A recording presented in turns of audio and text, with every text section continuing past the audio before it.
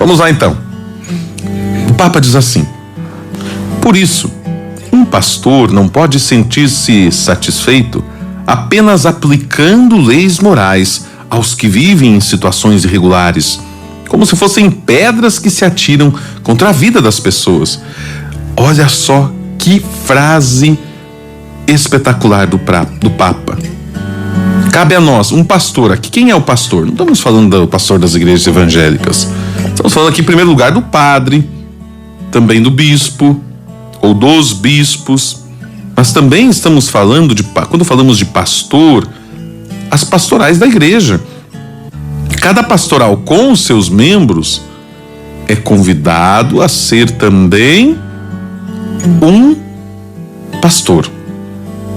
Os casais da pastoral familiar, da catequese, da liturgia, do canto, enfim, seja qual for a pastoral, todos são chamados a terem um olhar de pastor, um olhar de cuidado. Não podemos nos sentir satisfeitos apenas aplicando a lei. Ah, mas a lei diz isso, pronto. Não, porque aí, diz o Papa, olha que imagem forte, aí nós pegamos a lei como se fossem pedras para atirarmos contra a vida das pessoas. Não pode ser assim. A lei não pode ser como pedra que atiramos uns outros. E aí nós estaríamos agindo como aqueles mestres da lei que trouxeram para Jesus a chamada mulher adúltera, aquela mulher do evangelho que foi pega em adultério. Trouxeram, expuseram, ridicularizaram. Então não adianta simplesmente expor a situação. É necessário ainda olharmos com carinho, é necessário olharmos com amor, com cuidado para esta vida.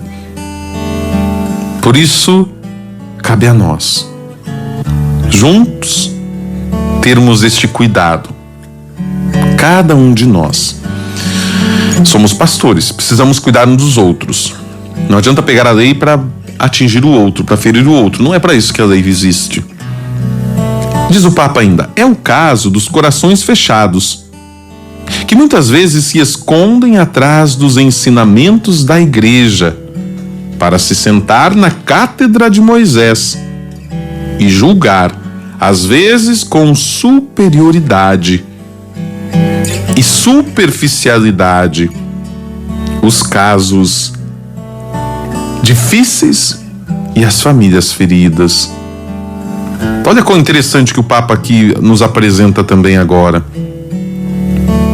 Quantas vezes nós nos achamos no direito de sentarmos na cátedra de Moisés e a partir dali então julgarmos os outros. Como é triste isso. Como é triste essa realidade do julgamento, de usarmos a lei para ferir o outro. Muito interessante mais esta comparação que o Papa nos coloca aqui. Eu tô com prapa hoje, né? Que é isso? Na mesma linha, diz o Papa, se pronunciou a Comissão Teológica Internacional. Abre aspas. A lei natural não pode ser apresentada como um conjunto já constituído de regras que se impõem a priori ao sujeito moral, mas é uma fonte de inspiração objetiva para o seu processo eminentemente pessoal de tomada de decisão. Olha, então eu não tenho como presumir que a pessoa já traz escrita dentro de si essa lei. Não está escrita dentro de si. Por isso que o Papa falava antes, nós vimos nos parágrafos anteriores, dos circunstanciais e dos atenuantes. Por quê?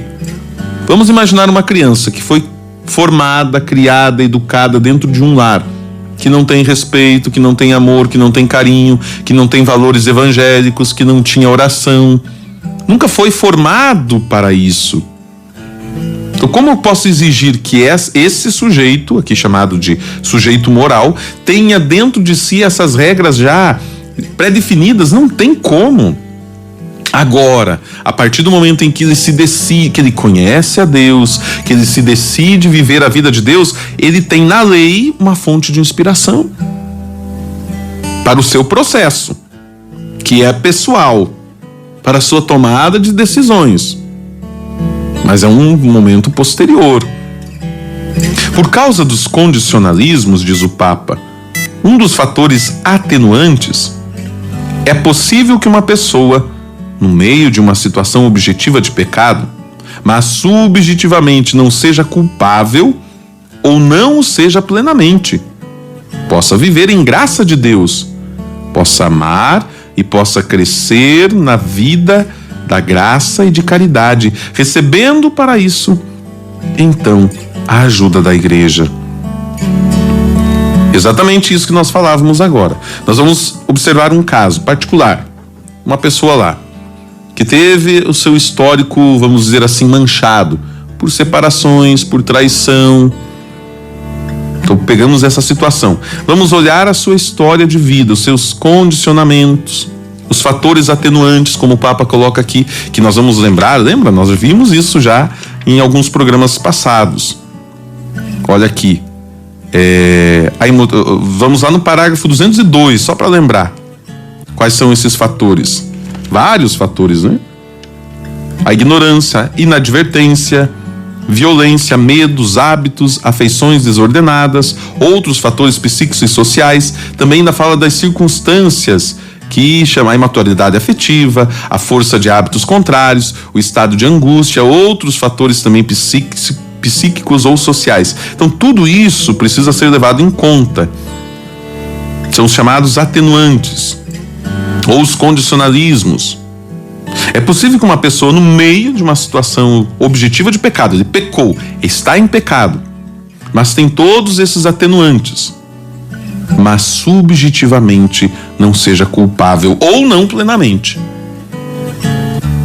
Porque se nós falamos, e está lá no Catecismo da Igreja, que para ser considerado pecado é necessário consciência e liberdade. Assim que se faz o pecado, assim que se define o pecado grave, né? Consciência e liberdade. Então, se nós não temos essa liberdade, como que nós vamos poder dizer que foi um pecado? Ou se a pessoa não tem consciência desta realidade. E consciência não é só, ele sabia que era errado. O fato de saber que está errado não significa que a pessoa tem consciência daquela realidade. Ter consciência vai mais além. Então é necessário que nós tenhamos em conta esta realidade. E essa pessoa pode então viver na graça de Deus. Olha que interessante. Ela pode amar, pode crescer na graça e na caridade. E por isso ela precisa do quê? Da ajuda da igreja. Ela não precisa do julgamento da igreja. Ela já tem o julgamento do mundo. Ela já tem o julgamento das pessoas. O que ela precisa agora é da ajuda da igreja.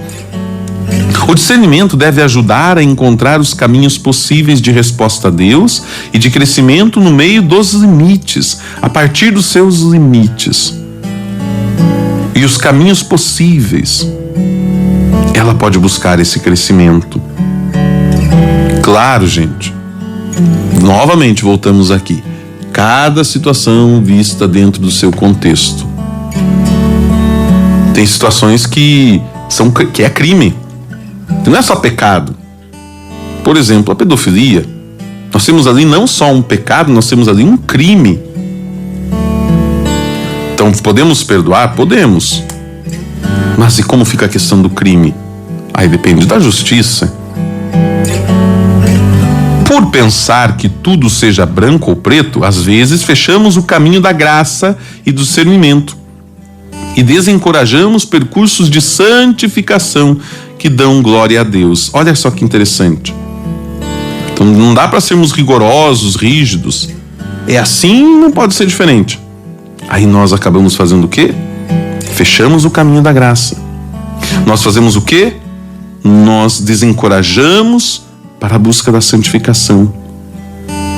O Papa ainda diz assim: lembremos-nos de que um pequeno passo no meio de grandes limitações humanas pode ser mais agradável a Deus do que uma vida externamente correta de quem transcorre os seus dias sem enfrentar sérias dificuldades. Então, perante Deus, um pequeno passo, mas dentro de grandes limitações, ele agrada muito mais a Deus do que aquele que anda correndo, né? Não dá nem passos, ele corre. Mas este passo é importante. Não tem tanta... Outro que corre, que anda também, não tem tantas dificuldades, né? Então é necessário olhar essas limitações, valorizar os passos que são dados. A pastoral concreta, diz o Papa, a pastoral concreta dos ministros e das comunidades não pode deixar de incorporar esta realidade. Então está aqui mais uma grande reflexão que nós precisamos fazer, que o Papa propõe na Amoris Laetitia, que é um grande avanço em muitos aspectos, principalmente quando nós falamos de uma igreja que é casa de amor, de uma igreja que é casa de misericórdia, de uma igreja que deve ser local de acolhida, local de graças e de bênçãos.